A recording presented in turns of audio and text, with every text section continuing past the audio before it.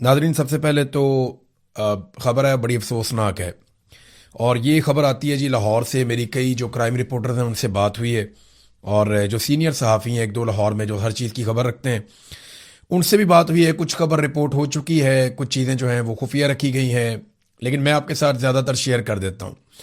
ये दो गैर मुल्की ख़वातीन हैं जिनके साथ ज़्यादती का मामला है कि उन्हें ना सिर्फ ज़बरदस्ती ज़्यादती का निशाना बनाया गया, जिनसी ज़्यादती का, बल्कि उन्हें अगवा भी किया गया और फिर उनसे पैसे भी मांगे गए। यानी जिसको अगवा बराए तावान आप कहते हैं कि तावान भी वसूल किया गया कि हमें इनसे पैसे चाहिए। अब ये अलग अलग तरीके से रिपोर्ट हो रहा है। पहले तो मैंने जो FIR पढ़ी वो इंतहाई खौफनाक है, बहुत ही तकलीफ दे है। ये गैर मुल्की खवातीन कौन है? अगर मैं एक सीक्वेंस के साथ आऊं तो कहानी असल में ये है कि रज़ा डार नाम का एक शख्स है। ये पाकिस्तान के डिप्टी प्राइम मिनिस्टर और वजीर खारजा इसहाक डार का नवासा है, उनकी बेटी का बेटा है। जबकि मरीम नवाज का, नवाज शरीफ का सबका ही रिश्तेदार है, क्योंकि ये सारे आपस में रिश्तेदार हैं। और मरीम नवाज की कैबिनेट के अंदर भी इसका एक मामू जो है वो मिनिस्टर है। और यानी इस किस्म की रिश्तेदारी है तो फिर आप समझ सकते हैं ये कितने ताकतवर लोग होते हैं। शरीफ खानदान जब आता है तो पूरा जत्था ही लेकर आता है। यानी ये अकेला डार नहीं है, ये पूरी डार है, बहुत सारे डार हैं इसके अंदर। तो ये रज़ा डार जो है ये खवातीन के साथ कारोबार करता था, और इसकी मुलाकातें भी पहले खवातीन के साथ हुई थी। इनमें से ख़ास तौर पे एक खातून जिनका ताल्लुक जो है वो हॉलैंड से है, तो वो जो खातून है उनके साथ इसका कोई ताल्लुक भी था, और इनके साथ क्रिप्टो करेंसी के अंदर कोई इन्वेस्टमेंट भी की हुई थी। कुछ मामला पे इनके बीच में छोटे मोटे कारोबारी इख्तलाफात चल रहे थे। तो रज़ा डार ने, जो इसहाक डार का नवासा है, उसने वीज़े अरेंज किए दो खवातीन के लिए, क्योंकि इसको पाकिस्तान बुलवाया गया और साथ ये कहा गया खातून को कि उसने कहा जी मैं अपनी एक सहेली को भी लेकर आना चाहती हूँ। वेनेजुएला से एक और खातून थी, तो उसको भी उसने साथ ले लिया। तो ये दो खवातीन हैं, इनका वीज़ा अरेंज किया गया और इनके टिकट अरेंज किए गए। रज़ा डार ने और उसके बॉस ने, इन्होंने मिलकर ये किया, और फिर इन्हें पाकिस्तान में एयरपोर्ट पे प्रोटोकॉल लगवा कर रिसीव किया गया। इनके अपने गार्ड्स वहाँ पे मौजूद थे, इनका प्रोटोकॉल वहाँ पे मौजूद था। तो बड़े शानदार तरीके से इन खवातीन को लाया गया, फिर इनको घुमाया फिराया भी गया इस्लामाबाद, पिंडी शंडी, इधर उधर। तो ये खवातीन को शुरू में आइडिया था कि शायद ठीक है, मामला ठीक चल रहे हैं, लेकिन उसके बाद लेन देन के तनाज़े पर जो अब तक बात समझ आई है, इन्होंने अगवा कर लिया उन खवातीन को और ले जाके उनको हफ्ज़े बेजा में रख लिया। उन्हें यरगमाल बना लिया लाहौर के एक घर में, DHA में। और ना सिर्फ उन्हें यरगमाल बना लिया बल्कि वहाँ पे और बंदे भी ले आए, और उन खवातीन के साथ जो है वो जबरी ज़्यादती करवाई गई, जिनमें से एक खातून के साथ 3 अफराद ने जबरी तौर पे ज़्यादती की, ज़ख्मी भी किया, और बहुत नाजेबा, बहुत ही घटिया है वो FIR। अगर आप पढ़ें तो यानी मैं वो पढ़ के सुना भी नहीं सकता, वो बता भी नहीं सकता, वो इतनी घटिया FIR है। अब वो क्योंकि यूरोप से और लैटिन अमेरिका से आई हुई खवातीन हैं, तो उनके लिए ना बोलना और लिखना कोई मुश्किल नहीं है। उन्होंने एक एक लफ्ज़ खुल के लिख दिया कि इन्होंने हमारे साथ क्या किया है और किस तरह इन्होंने हमारे साथ ज़्यादती की है। तो उन्होंने हर चीज़ जो है वो खुल कर लिख दी है। उनके मुआशरे के अंदर वो पूरा क्राइम खुलकर ऐसे ही बयान कर देते हैं। तो पाकिस्तान के अंदर तो थोड़ा लगी लिपटी के साथ बात करते हैं, बात को छुपाते भी हैं, लेकिन उन्होंने नहीं, उन्होंने सारा कुछ ही बताया। और उसके बाद जनाब वो खवातीन को कहा गया कि आप $15 लाख वो मंगवाएं और हमें दें। अब ये एक तरह का तावान है कि खवातीन वहाँ पे हफ्ज़े बेजा में हैं, उनके साथ जिनसी जबरी तौर पे ज़्यादती हो रही है और उनको धमकाया जा रहा है। उन्हें ये कहा जा रहा है कि तुम्हें मार देंगे और तुम्हारे जो ऑर्गन्स हैं, जो तुम्हारे जिस्म के आज़ा हैं अंदर से, वो निकाल के हम बेच देंगे, हम पैसा पूरा कर लेंगे। और धमकाया भी बहुत गया खवातीन को, उन्होंने सारा कुछ बताया उस FIR के। तो बड़ी खौफनाक FIR है। फिर जनाब उनके वालदैन से रब्ता करवाया गया खवातीन का कि $15 लाख का अरेंजमेंट किया जाए, $1.5 मिलियन, और वो दिया जाए रज़ा डार को और इसके बॉस को, इन लोगों को। अब ये जो खातून के वालदैन है उन्होंने रब्ता किया, फिर एम्बेसी के साथ रब्ता किया गया। अब मेरी इन्फॉर्मेशन के मुताबिक पुलिस ने फौरी तौर पे कार्रवाई नहीं की। ये बाद में मरीम नवाज ने और उनके लोगों ने ड्रामा कर दिया जी, 2 घंटे के अंदर कार्रवाई कर ली, बाजियाब करवा लिया, बंदे पकड़ लिए। ये सब झूठ है। पहले कुछ भी नहीं हो रहा था, लेकिन फिर उसके बाद जब एम्बेसी इन्वॉल्व होती है तो फिर एजेंसियां भी इन्वॉल्व होती हैं, और वो हर तरफ जहां जहां उनका हाथ पड़ता है, एम्बेसी ने फिर आगाह किया। उनके अपने चैनल्स होते हैं बाकायदा, तो वहां जब उन्होंने बताया तो फौरी तौर पे सिस्टम एक्टिवेट हो गया। फिर पंजाब हुकूमत को डंडा आया, फौरी तौर पे पुलिस ने जाके बाजियाबी करवाई, खवातीन को बाजियाब करवाया गया वहां से और मुलजिमान को गिरफ्तार कर लिया गया। अब ये जो रज़ा डार है, ये जो इसहाक डार का नवासा है, बहुत करीबी रिश्तेदार है, ये पकड़ा गया और बाकी मुलजिमान भी पकड़े गए हैं और खवातीन बरामद हो चुकी हैं। उनका मेडिकल करवाया जा चुका है और मेडिकल करवाने के बाद उन्हें जुम्मे वाले दिन यानी आज के दिन वापस उनके मुल्क में रवाना कर दिया जाएगा। और मामला जो है वो कारोबारी था, क्योंकि देखे ना, इसहाक डार का खानदान पूरी दुनिया में इन्वेस्टमेंट करता है। इसके बेटे भी बाहर इन्वेस्टमेंट करते हैं, इसहाक डार भी बाहर इन्वेस्टमेंट करता है, नवाज शरीफ भी करता है, नवाज शरीफ के बेटे भी करते हैं, सारा खानदान पाकिस्तान से बाहर इन्वेस्टमेंट करता है। हालांकि जाके पाकिस्तानियों को ये कहता है इसहाक डार के आप मुहिब वतन होने का सबूत दें और अपना पैसा पाकिस्तान में लेकर जाएं, लेकिन उसका नवासा पाकिस्तान से बाहर इन्वेस्टमेंट कर रहा था। तो इसहाक डार के नवासे ने पाकिस्तान में सरमायाकारी लाने का एक नया तरीका ढूंढा कि औरतों को लेकर आओ, उन्हें अगवा करो, फिर उनका तावान मंगवाओ। तो ये एक तरह की सरमायाकारी है, इस तरह अब ये डॉलर पाकिस्तान में लेकर आएंगे। शर्म भी नहीं आती इन्हें, बिल्कुल शर्म नहीं आती। अपने इख्तियारात का हमेशा नाजायज इस्तेमाल करते चले आए, हमेशा किया है इन्होंने। मैं खबरें लाकर देता था एक दौर में इनके बारे में, बहुत सारी इस खानदान के बारे में, लेकिन मीडिया छापता ही नहीं था। यानी मुझे बाकायदा लिख कर दे दिया जाता था इदारे की जानिब से कि नॉट रिक्वायर्ड, कि ये खबर हम छाप ही नहीं सकते। तब सोशल मीडिया इतना नहीं था तो खबरें चलती नहीं। तो माफिया की तरह ये खानदान डील करता है। बहरहाल वो खवातीन आज वापस चली जाएंगी, उनका मेडिकल भी हो गया, सारे सबूत जो है वो इकट्ठे कर लिए गए। लेकिन कुछ सीनियर पुलिस एहलकारों से जब बात हुई, कुछ क्राइम रिपोर्टर्स की, तो उनको अंदाजा हुआ कि बहुत दबाव है। जो मुलजिम है उसे बड़े प्रोटोकॉल के साथ रखा गया है और वीवीआईपी किस्म का प्रोटोकॉल उसे दिया जा रहा है, उसे हर तरह की सहूलत दी जा रही है और यह कहा जा रहा है कि 2-4-5 दिन की बात है, मामला ठंडा हो जाएगा, तुम घर चले जाओगे। जज आसिफ का बेटा 2 खवातीन को सड़क पे कत्ल करके घर चला गया, तो ये भी घर चले जाएंगे, इसमें कौन सा कोई बहुत बड़ा प्रॉब्लम है। तो इस तरीके से इन चीजों को अभी तक मैनेज किया जा रहा है। बहरहाल ये एक इंतहाई अफसोसनाक वाकया था। मैं एक सवाल करना चाह रहा था चट्टा साहब से, जो सीटीडी को हेड करते हैं, जो बहुत सारे पुलिस मुकाबले करती है पंजाब में, जिन पे बहुत शोर मचा हुआ है कि ये जाली पुलिस मुकाबले करते हैं। तो चट्टा साहब बताएं ना, इनमें से आप किसको हाफ फ्राई करेंगे और किसको फुल फ्राई करेंगे? जब आप पकड़ते हैं किसी आदि मुजरिम को या किसी भी बंदे को जो अपने इख्तियारात का और ताकत का गलत इस्तेमाल करता है, तो आप मावरा अदालत कत्ल कर देते हैं। अब आपने एक बड़े खानदान का बंदा पकड़ा है, एक बंदा तो पकड़ा भी नहीं है, वो बहुत बड़ा आदमी है, उसके बारे में मालूमात आ जाएंगी, जल्दी आ जाएंगी, वो कौन है जो बॉस है। लेकिन इसहाक डार का नवासा पकड़ा है, तो मुझे ये बताएं कि आप इसको हाफ फ्राई करेंगे या फुल फ्राई करेंगे, या फिर आप इसके नेफे में पिस्तौल चलाएंगे, करेंगे क्या आप?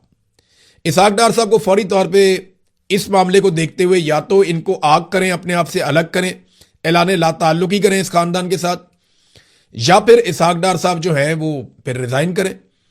और जो इस बच्चे का मामू है, जो इसहाक डार का बेटा है, उसको भी पंजाब के अंदर मिनिस्टर लगाया हुआ है। तो इस खानदान की तो जब भी नवाज शरीफ आता है हमेशा मौजें ही लगी रहती हैं। तो सीटीडी का भी इम्तिहान है। ये तो कोई ना मेडिकल करवाते हैं, ना डीएनए करवाते हैं, ना कोई और चीज करवाते हैं, टक करके बंदा पार कर देते हैं। लेकिन यहां पे क्योंकि अमीरजादे पकड़े गए हैं, तो अभी तक कुछ हमें दिखाई नहीं दे रहा। दूसरी नाजरीन बड़ी खबर यह है कि पाकिस्तान तहरीक इंसाफ ने बिलाखिर फैसला कर लिया कि वो आज़ाद कश्मीर के इलेक्शन का बाइकआउट करने जा रहे हैं। अब जरा ये फैसला उन्होंने जो किया, उसकी वजूहात उन्होंने बताई, वो मैं आपको बता देता हूं। उन्होंने कहा जी, आज़ाद जम्मू और कश्मीर के अवाम के साथ हम खड़े, मौजूदा हालात में इंतखाबी अमल का हिस्सा नहीं बनेंगे और आज़ाद जम्मू और कश्मीर के अवाम की उमंगों, हक़ खुद इरादियत और जमहूरी हकूक़ के साथ गैर मुतज़लज़ल यकजहती का इजहार करते हुए मौजूदा हालात में इंतखाबात में हिस्सा ना लेने का फैसला करती है हमारी जमात। यह कोई सियासी हिकमत अमली नहीं है, बल्कि कश्मीरी अवाम के साथ इजहार यकजहती और उसूली मौक़िफ़ है। आज़ाद कश्मीर इस वक्त शदीद बहरान से गुजर रहा है। हज़ारों शहरी रावला कोट समेत मुख्तलिफ इलाकों में अपने जायज़ मुतालबात के हक़ में धरना दिए बैठे हैं। हकूमती ताकत के इस्तेमाल के नतीजे में कई कीमती जानें ज़ाया हो चुकी हैं। पंजाब से आज़ाद कश्मीर को अशिया खुर्दोनोश, जो खाने पीने की चीज़ें जा रही हैं, उनकी तरसील मुकम्मल तौर पर बंद है, जिसके बायस अवाम शदीद मुश्किलात का शिकार है। ऐसे हालात में कश्मीरी अवाम को मजीद सियासी अदम इस्तेहकाम की तरफ धकेलने की बजाय उनके मसाइल का फौरी और मुनसिफाना हल निकाला जाना चाहिए। पाकिस्तान तहरीक इंसाफ समझती है कि मौजूदा इकदाम आज़ाद जम्मू और कश्मीर की आइनी, जमहूरी और सियासी शनाख्त को मजरू कर रहे हैं और एक ऐसा माहौल पैदा किया जा रहा है जो आज़ाद कश्मीर और मकबूजा जम्मू और कश्मीर के दरमियान मौजूद बुनियादी फर्क को मिटाने का बायस बन रहा है। यह तर्ज अमल पाकिस्तान की तारीखी कश्मीर पॉलिसी के लिए भी नुकसानदेह है। जब कश्मीरी अवाम खुद एहतजाज पर हों, इनकी नुमाइंदा आवाज़ों को दबाया जा रहा हो, सियासी कारकुनों के खिलाफ कार्रवाइयां हो रही हों, क़यादत को गिरफ्तार किया जा रहा हो, मीडिया पर कदगने हों और इजहार राय की आज़ादी महदूद कर दी गई हो, तो ऐसे माहौल में इंतखाबी अमल अपनी साख और मानियत खो देता है। यानी कोई मानी नहीं है इस इलेक्शन को करवाने में। पाकिस्तान तहरीक इंसाफ कश्मीरी अवाम की आवाज को नजरअंदाज करके इक्तदार की सियासत नहीं करेगी। हमारी अव्वलीन तरजीह कश्मीरी अवाम के बुनियादी हकूक और उनके जमहूरी मुतालबात और इंसाफ पर मबनी सियासी अमल की हमायत है। बहरहाल हम इंतखाबात नहीं अवाम के साथ खड़े होंगे। ये पाकिस्तान तहरीक इंसाफ ने एक लंबा चौड़ा और भी स्टेटमेंट है, बड़ा डिटेल के अंदर उन्होंने बताया। देखिए, जो तहरीक इंसाफ का फैसला है उसको एक तबका बहुत ज्यादा सराह रहा है। वो कह रहे हैं जी बिल्कुल बहुत अच्छा किया है, और एक तबका कह रहा है कि जी ऐसा नहीं करना चाहिए था। जो लोग कह रहे हैं अच्छा किया, उनके आर्गुमेंट ये है कि हुकूमत तो वैसे भी पाकिस्तान तहरीक इंसाफ को इन्होंने कभी भी नहीं बनाकर देनी थी। नंबर 2, ये इंतहाई मुतनाज़ इलेक्शन है जो होने से पहले ही बहुत सारे तनाज़ात में फंस गए हैं। नंबर 3 ये है कि कश्मीरी अवाम इस वक्त इलेक्शन के लिए तैयार नहीं है। वहां पर जुल्म और जबर हो रहा है और इलेक्शन के नाम के ऊपर चीजों को नॉर्मलाइज करने की कोशिश की जाएगी। और अगर पाकिस्तान तहरीक इंसाफ जैसी बड़ी जमात अपने आप को इलेक्शन से बाहर करती है तो पूरे के पूरे इलेक्शन और उसके सिस्टम के ऊपर एक सवालिया निशान खड़ा हो जाएगा। तो एक तरफ तो लोग ये कह रहे हैं कि कश्मीरियों के साथ खड़े होना चाहिए और इक्तदार की सियासत नहीं करनी चाहिए। जो लोग कहते हैं कि इलेक्शन लड़ना चाहिए पाकिस्तान तहरीक इंसाफ को, वो ये कहते हैं कि इमरान खान साहब खुद कह चुके हैं कि किसी भी इलेक्शन का कभी भी सियासी जमात को बाइकआउट नहीं करना चाहिए। नंबर 2, उनका आर्गुमेंट यह है कि अवामी नुमाइंदगी बिल्कुल सिफर हो जाएगी अगर पाकिस्तान तहरीक इंसाफ इलेक्शन से बिल्कुल बाहर हो जाती है। तो जो 4 सीटें उन्होंने जीतनी है वो भी उन्हें नहीं मिलेंगी और उन जमातों को मिल जाएगी, या फ्री हैंड मिल जाएगा उन जमातों को जो इक्तदार पे कब्जा करना चाहते हैं। तो ये इस किस्म की जो है वो दूसरी तरफ की आवाज है। तो मेरे ख्याल में दोनों लोगों की बात में लॉजिक है, तो वक्त साबित करेगा कि फैसला ठीक था या गलत था। लेकिन मेरे ख्याल में इन इंतखाबात के ऊपर एक बहुत बड़ा सवालिया निशान लग गया है। तो अब इलेक्शन पे पैसे जाया करने की बजाय ना आसिफ अली जरदारी, नवाज शरीफ, फजलुर रहमान और अलीम खान, ये 4 बंदे बैठे और आपस में सीटें तकसीम कर लें। वो मुस्लिम कॉन्फ्रेंस वाले को भी बिठा लें साथ, तो आपस में सीटें तकसीम कर लेंगे, ये तेरी, ये मेरी, ये तेरी, ये मेरी, और अपने वजारतें और वजारत आला और ये सारा तकसीम कर लें। इतना पैसा क्यों खर्च करना है इलेक्शन पे, जब पूरा का पूरा इलेक्शन एक ही जमात लड़ रही है। ये सारे एक जमात हैं, यानी आईपीपी भी वही है, पीपल्स पार्टी भी वही है, पीएमएल-एन भी वही है, तो फजलुर रहमान भी वही है। अब इनके तो इंटरनल इलेक्शन हो गए ना, बाहर से तो कोई इलेक्शन लड़ ही नहीं रहा। इनके खिलाफ तो ना कोई अवामी पॉलिटिकल पार्टी है और ना इनके मुकाबले में कोई इलेक्शन हो रहा है। लिहाजा ये तो वन साइडेड है।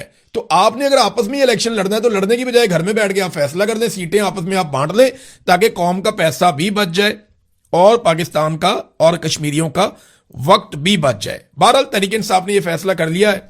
फैसला किस तरह का आने वाले दिनों में पता चलेगा। सोहेल अफरीदी साहब का यह पता चला कि जो उन्होंने स्टेटमेंट दिया कौमी कॉन्फ्रेंस जो थी जेलों में इस्लाहात के हवाले से, वैसे ये मजाक ही किया गया पाकिस्तानियों के साथ। चीफ जस्टिस ऑफ पाकिस्तान को थोड़ा सोचना चाहिए था और कॉन्फ्रेंस करवाने वालों को शर्म आनी चाहिए थी कि क्या करने जा रहे हैं वो। यानी कोई पाकिस्तान में जेलों की हालत है जो आप इस्लाहात की बात कर रहे हैं। सबसे बड़ा कैदी पाकिस्तान का इमरान खान है जो साबिक वजीर आजम है और पाकिस्तान का मकबूल तरीन रहनुमा, जिसको सबसे ज्यादा लोगों ने जेल में होने के बावजूद वोट दिए। 8 महीने से आपने उसकी मुलाकात बंद की हुई है, उसकी आंख आपने जाया कर दिया, इलाज आप उसको सही तरह करवा नहीं रहे।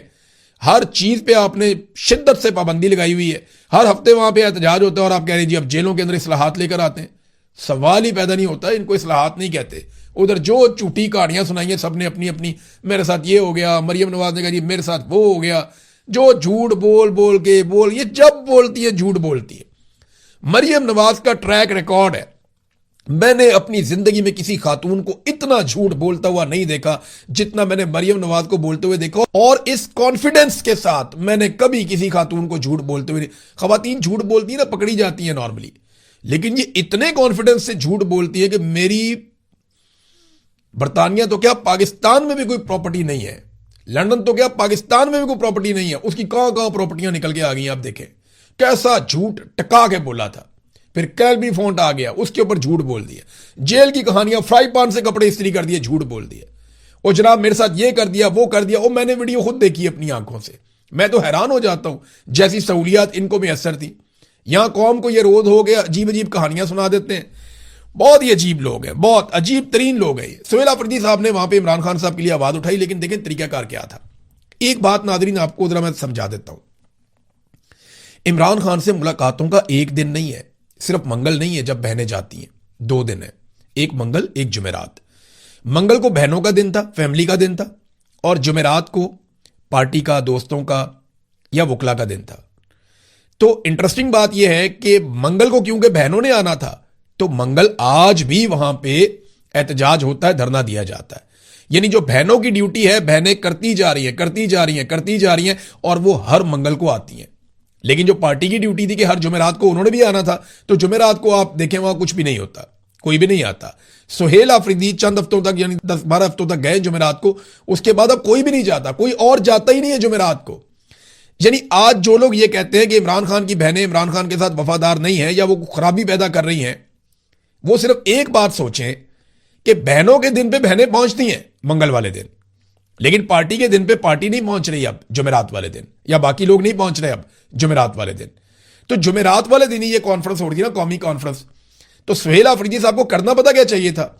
उन्हें सबसे पहले जाना चाहिए था अडियाला जेल, सुबह 11 बजे 12 बजे, 2 घंटे कम से कम उनको जेल के बाहर खड़े होना चाहिए था, और वहां से उनको वापस जाना चाहिए था कौमी कॉन्फ्रेंस में, और वहां खड़े होकर उन्हें कहना चाहिए था, जी मैं एक सूबे का वजीर आला हूं, मेरी पार्टी का सरबराह और साबिक वजीर आजम और हमारा लीडर इस वक्त जेल के अंदर बंद है, और मैं ये अदालत का ऑर्डर लेकर गया था। इस ऑर्डर में लिखा है कि मुलाकात करवाई जाए मेरी। तो चीफ जस्टिस साहब, मैं आपको बताने आया हूं कि मैं वहां 2 घंटे आज भी खड़ा होकर आया हूं, और लगभग 2 दर्जन मरतबा मैं पहले भी जा चुका हूं, 20 मरतबा तो मैं गया हूं वहां पे, लेकिन इसके बावजूद मेरी इमरान खान साहब से मुलाकात नहीं करवाई गई। तो जेल इस्लाहत तो बाद की बात है, पहले आप मेरी मुलाकात का हुक्म जारी करें। यह होना चाहिए था। तरीकाकार है ना, फंसाना है आपने उनको, ऐसे फंसाए। तरीका होता है, आप कहें जी मैं अभी होकर आया हूं, ये देखें मेरी हालत, ये मेरे हाथ में आप कानूनी कागज चेक करें, ये अदालत का हुक्म है, मैं अभी जेल से आ रहा हूं, इमरान खान से मिलने गया था, अदालत ने हुक्म दिया था, अदालत के हुक्म को उन्होंने जूतों के नोक के ऊपर रखा, मेरी उन्होंने मुलाकात नहीं करवाई, बताएं मैं किधर जाऊं? आप यहां पे जेल की इस्लाहात की बात कर रहे हैं, वहां एक मुलाकात नहीं करवा रहे, और ये वजीर आला सामने बैठी हुई है आपके। तो सुहेल अफरीदी को अगर मैनेज करना था ना, तो इस तरीके से एक्सपोज कर देते। नादरीन, आजकल ना ऐसा लगता है कि हुकूमत को सिंध ताश मुआहदे के बारे में अभी अभी पता चला है, शायद पहले इन्हें पता नहीं था। मैं आपको बता रहा हूं, ये कोई ना कोई गेम खेलने जा रहे हैं, ये सिर्फ तवज्जो हटाने की एक कोशिश कर रहे हैं। सिंध ताश मुआहदे की हसासियत का ऐसा लगता है इन्हें आज से पहले पता ही नहीं था। हालांकि हम कई महीनों से बता रहे हैं कि इंडिया आपके पानी पर कब्जा कर रहा है। भारत ने जब सिंध ताश मुआहदे की खिलाफ वर्जी करने का बयान दिया था, जब ऐलान किया था, तो ये खामोश थे। जब उन्होंने पानी पर कब्जे का काम शुरू किया, ये खामोश थे। वो डिजाइन बनाते रहे, ये खामोश थे। वो कब्जा करना शुरू हो गए, ये खामोश थे। अब उसके ऊपर तेजी से काम जारी है और काम मुकम्मल करने की तरफ वो जा रहे हैं, तो इन्होंने रोला डाल दिया। इन्होंने रोला डाला तो क्या इनकी नीयत है पाकिस्तान में जो पानी का मसला उसको हल करने की? तो जो मौजूदा बजट आया ना पाकिस्तान में, इस वक्त जो बजट आया, वो बजट बताता है कि पाकिस्तान की हुकूमत की कितनी नीयत है पानी के मामलात पे, या पानी की जो किल्लत पैदा होने जा रही है उसको ठीक करने पे कितनी इनकी नीयत है। ये सिर्फ और सिर्फ सिंध ताश मुआहदे का नाम जो है ना, अपनी मशहूरी के लिए ले रहे हैं। ये सिर्फ इस मुआहदे का नाम इसलिए ले रहे हैं कि ये कोई नया एडवेंचर करके कोई तवज्जो हटाओ पॉलिसी करना चाहते हैं। सीरियस नहीं है ये। अगर ये सीरियस होते ना, तो मौजूदा बजट में पानी के सेक्टर में जो फंड्स है ना पाकिस्तान के बजट में, उनमें 27% मजीद कटौती कर दी गई है, यानी बढ़ाने के बजाय कम कर दिया गया। जितने पुराने आबी मंसूबे हैं उनको फंड्स की फरामी बहुत हद तक बंद है, और कोई एक भी नया मंसूबा पानी की बचत के हवाले से इस हुकूमत ने मुतारिफ नहीं करवाया। अच्छा, हुकूमती इदारों ने जो डिमांड की थी पैसे की, उससे भी 42.5% कम रकम मुख्तस की गई है। मारीन का कहना है कि कम से कम 500 अरब हर साल इस मसले पे पाकिस्तान को खर्च करना चाहिए, जबकि इन्होंने बजट में रखा है 103 अरब, यानी लगभग 20% पैसा रखा है, और 80% पैसा इसमें कम रखा है। अगर इसी तरह से ये फंड देते रहे ना, और यही सिलसिला चलता रहा, तो याद रखिएगा माहिरीन के मुताबिक भाषा डैम 46 साल में, दासू हाइड्रो पावर प्रोजेक्ट 65 साल में, और कच्ची कैनाल अगले 100 साल के बाद या 1 सदी के बाद जाकर बनेगी। यह है नादरीन इनकी संजीदगी। कहानियां आप इनकी सुन लें, जितनी मर्जी आप इनकी कहानियां सुन लें। नादरीन, एक और किस्सा आया, साबिर शाकिर साहब ने यह खबर दी है, खबर यह भी इंपॉर्टेंट है, मैं आपको वन लाइनर बता देता हूं। ये मलका आलिया पंजाब की, साबिर शाकिर साहब कहते हैं तो वो आप जानते हैं कौन है मलका आलिया, टिकटॉकर कौन है। उन्होंने कहा जो उसके फ्लीट के अंदर एक गाड़ी थी बुलेट प्रूफ BMW 2016 मॉडल, गाड़ी में अचानक से आग लग जाती है रिंग रोड पे, ड्राइवर गाड़ी से कूद गया, बाहर निकल गया, गाड़ी जलकर राख हो गई। गाड़ी इनके अब्बा जी को बहुत पसंद थी, उन्होंने कहा कि ऐसी गाड़ी चाहिए बुलेट प्रूफ BMW। तो जनाब जो एस नवाज मोटर्स है उनको कहा गया कि दूसरी गाड़ी दो अब हमें। उन्होंने कहा जी हमारा तो कसूर ही नहीं है, हम क्यों दें आपको दूसरी गाड़ी। तो फिर फौरी तौर पे 2 मुकदमात दर्ज कर दिए गए और फिर फेंटा भी लगाया गया। बल्कि इसके अंदर वो बता रहे हैं कि 2 बंदे भी उठा लिए गए। अब वो जो बंदे हैं ना, उनके वालिदैन अपील कर रहे हैं कि उनकी मदद की जाए। वो बेचारे मीडिया वालों से कह रहे हैं कि हमारे बंदे रिहा करवाए जाए, और सहाफ़ियों से कह रहे हैं मदद की अपील है आपसे, मेहरबानी करें, ये बहुत ताकतवर ख़ानदान है, हम किधर फंस गए। ये है नादरीन सूरत हाल। देखिए, मरियम नवाज का वो जो जुमला था ना, वो तो मैंने सुन लिया था, आपको भी सुनवा दिया था, खरीदा है भाई, जो उखाड़ना है उखाड़ लो। उस जुमले से भी ज्यादा खौफनाक एक और चीज थी उस वक्त, वो मैंने पहले तवज्जो नहीं दी, मैंने बाद में सुना तो मुझे आइडिया हुआ। देखिए, ये जो जुमला था ना, ये एक औरत का जुमला था। वो जाती तौर पे शरीफ खानदान के इतनी करीब है, उनको लोग कहते हैं कि वो मुलाजमा है मरियम नवाज की, मुलाजमा लोग उन्हें कहते हैं कि वो नौकरानी है मरियम की, और लोग ये कहते हैं कि वो बहुत खादमाओं की तरह कभी बैग उठा लिया, कभी ये कर लिया, कभी वो कर लिया, बहुत खिदमत गुजार है, तो वो कुछ भी करे तो जायज़ है, समझ आती है। लेकिन जब उसने कहा ना कि जहाज की बात करते हैं, खरीदा है भाई, उसके बाद जो कह लगे ना हॉल में, पाकिस्तान के गरीबों का कैसा मजाक उड़ाया इन सब ने मिलकर। ये फार्म 47 के ऊपर जो जाली लोग मुसल्लत किए गए, ये इस काबिल समझते हैं कौम को। खरीदा है भाई जहाज, उसके बाद सारे हंस रहे थे, कह लगा रहे थे।